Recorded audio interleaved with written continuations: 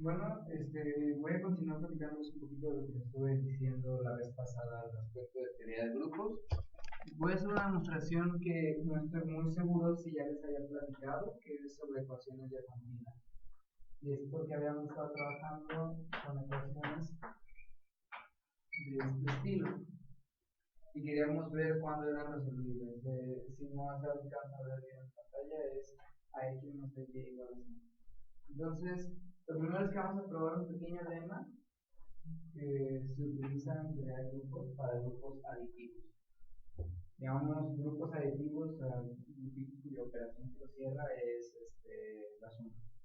Entonces, supongamos que tenemos un subgrupo de los enteros H que es cerrado bajo el centro. Entonces, vamos a demostrar que existe un único entero D, tal que este de aquí lo podemos poner así. Eso quiere decir que existe un único entero D, tal que todo nuestro grupo puede ser generado, todos los grupos pueden ser generados como múltiplos de D.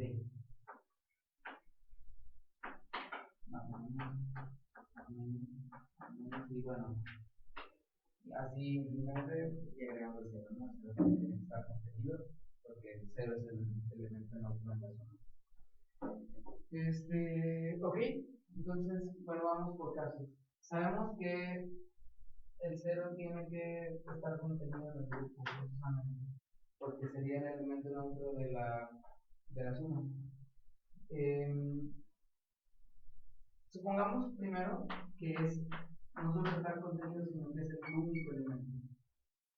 En tal caso, nuestro teorema se vuelve obvio, simplemente tomamos d igual a 0. Ahora, notemos aquí también que el d es único, ¿sí?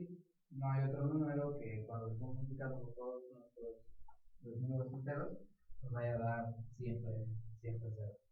¿Sí? Okay. Entonces ahora ya quedó ese. Supongamos ahora que nuestro grupo H es diferente del grupo que se lo contiene a 0, y es un poquito más complejo. Entonces, bueno, si el 0 es el único elemento, tiene que contener otro elemento A. Este elemento A va a tener que tener su correspondiente inverso, ¿sí? O la décima, pues también va a existir un A. Entonces, bueno, como ambos enteros pertenecen al grupo, yo puedo garantizar que al menos uno de ellos es positivo. Entonces, no sé si recuerdan el principio del buen orden, en que si yo tengo un conjunto de números enteros positivos, siempre hay un mínimo. Entonces, bueno, tiene que existir, como ya sé que la parte positiva de elementos positivos de este grupo no es vacía, tiene que haber un elemento mínimo. Yo voy a llamar a ese elemento mínimo D. ¿Sí? Elemento mínimo.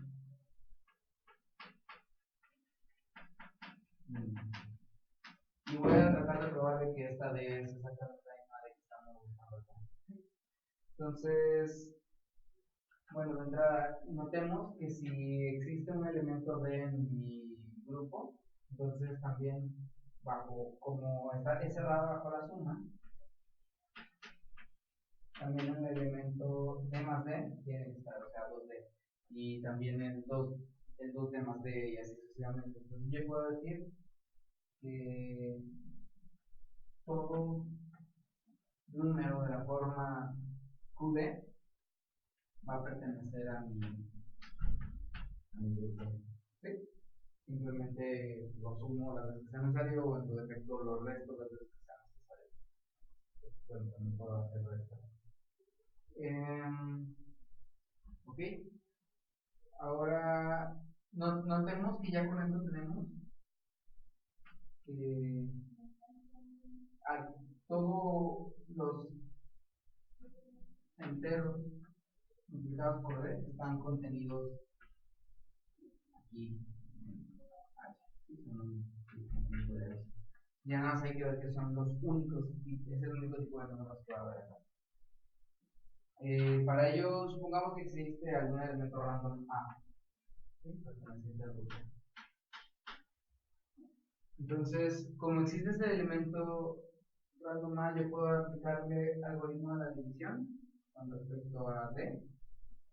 Voy a decir que me queda AQD más R. Entonces, bueno, por algoritmo de la división, yo ya sé que R tiene que ser mayor o igual a 0, menor que D. Entonces, bueno, yo puedo despejar de aquí a la R y ver cómo se comporta. R es igual a menos QD. Pero bueno, aquí podemos notar que como A es parte del grupo y QD menos QD también es parte del grupo, su suma A más menos QD también tendría que pertenecer al grupo. Entonces R pertenece al grupo H. ¿Sí? Entonces yo ya tengo un elemento que pertenece al grupo H, pero que es positivo, o sea, que si no es 0 va a ser positivo, pero es menor que mi D. Y es una contradicción porque yo supuse que D era el mínimo elemento positivo que yo tenía en mi grupo. Por lo tanto, R tiene que ser igual a 0 para no romper esta sucesión. Entonces ya quedó todos los, por lo tanto A es múltiplo de D y pues así todos los elementos que están contenidos en H son parte de este grupo de acá. Y igual todo un múltiplo de D va a ser parte de mi grupo. Al final lo que me queda es que un subgrupo de los enteros, si es erradativo, siempre lo puedo escribir de esta forma, donde D es el elemento mínimo.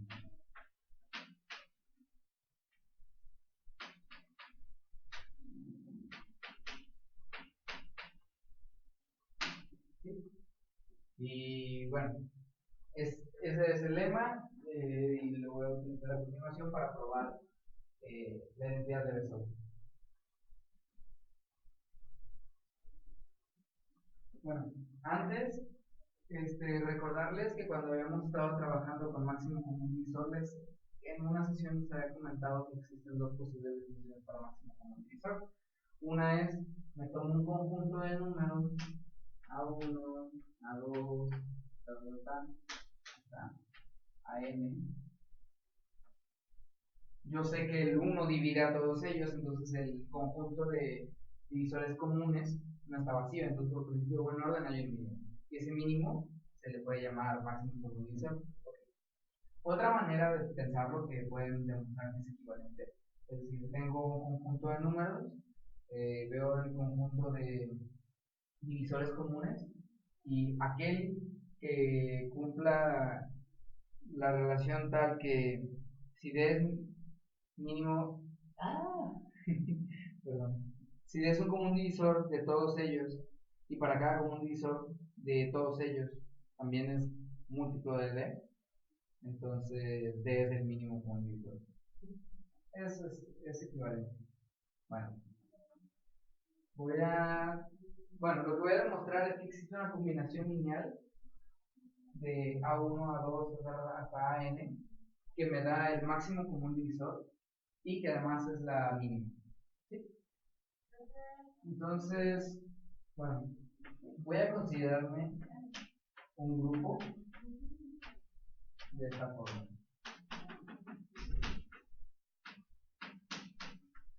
Me voy a considerar el grupo de los enteros que pueden ser escritos como una combinación lineal de los A's que tengo. Bueno, aquí estoy suponiendo que no todos son ceros. Espero que ninguno sea cero. No tenemos ninguno para cero. Combinación lineal es nada más colocarles un coeficiente a la derecha para que ellos no lo recuerden. Entonces, bueno, estos de aquí me van a formar un grupo aditivo. ¿Cómo puedo comprobar que forman un grupo aditivo? Bueno, puedo simplemente poner x igual a 0 en absolutamente todo, pasado así, y me queda que, bueno, a este grupo le voy a llamar A. Me queda que el 0 pertenece a la A. ¿Sí? Ahora, noten que si yo sumo dos números que tengan esta expresión, digamos A1, X1, A2, X2, hasta X en X, y le sumo otro de la misma forma, A1, Y1, A2, Y2, bla, bla, bla, bla, puedo factorizar los A's, me va a quedar A1, X1 Y1 más A2, X1 Y2 más A3, etc. Entonces cumple la propiedad de que es cerrado, ¿sí? Me vuelve a quedar uno de la misma forma. Entonces, bueno, es cerrado, tiene su límite neutro. Bueno, si yo en lugar de poner ciertas X pongo las contrarias, menos X, yo tengo el que es unitario. Para problemas de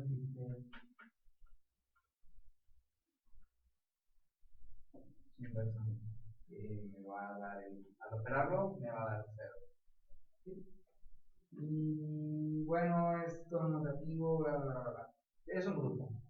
Entonces, es un grupo de enteros y por lo tanto, un subgrupo de los enteros y por lo tanto debe de cumplir con el lema que acabamos de probar. Entonces, existe un D tal que mi grupo A, que acabo de definir, puede ser visto como D por Zn. ¿Sí? Este D será el elemento mínimo del conjunto que estoy tratando y por lo tanto, y bueno, pertenece a él, que es importante. Entonces, existe M1, M2, tal que, bueno, puedo escribir una combinación lineal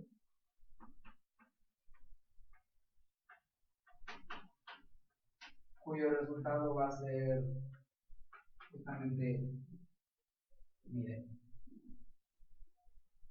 ¿Sí?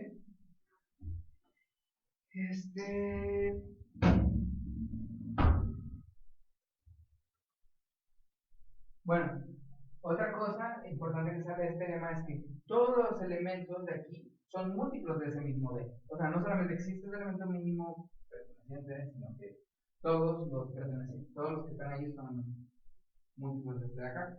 Entonces, cualquier número que yo escriba de esta forma va a ser múltiplo de D. ¿Sí? Y más aún pueden probar que es el máximo común divisor porque, bueno, lo que les comenté al inicio, ¿no? Supongamos que hubiera dos, porque, bueno, en el libro que estoy tomando referencia incluso toman esto para la demostración de que solo hay un máximo común divisor. Si hubiera dos máximos comunes divisores, llegarían a cositos como esto, ¿no? Que como el otro también tendría que estar aquí contenido, tendría que ser múltiplo de D, y bueno, como el máximo común divisor divide a todos los máximos comunes divisores, como que la única manera en que esto sería posible es que y pues ya está, ahí existe una combinación lineal que me da el máximo común divisor para cualquier número, y aparte es la mínima combinación lineal positiva que voy a alcanzar. Por supuesto que puedo cambiarle el signo menos, pero positivas sí es la mínima. Y bueno, esto ya nos da un buen criterio para ver cuándo una ecuación de Diofantina tiene solución. Y bueno, ya comprobamos, todos los números que puedan ser escritos de esta forma tienen que ser múltiplos del máximo común divisor. Entonces, si yo tengo, por ejemplo, la básica, que empezamos a trabajar desde antes, esta de acá solo va a tener solución si la C existen X y Y tales que hay solución, son soluciones de esto. Sí, solo sí. Máximo común divisor de A y B, que por ejemplo lo denotamos aquí, divide a C. ¿Sí? Este aquí ya lo probamos para acá, o sea, para que exista tiene que ocurrir hasta acá. Y bueno, si existe este, ¿por qué sería medio obvio que va a haber solución?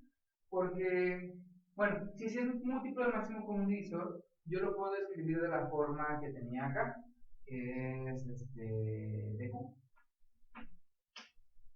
Entonces yo nada más encuentro la combinación lineal que me da D y inmediatamente puedo encontrar a Q. ¿Sí? Y bueno, ese sería el criterio de solución principal. En otro video les voy a platicar cómo pueden obtener la combinación lineal que les otorga el máximo común para que se les haga un poco más sencillo y lo puedan utilizar en el módulo. ¿Sí?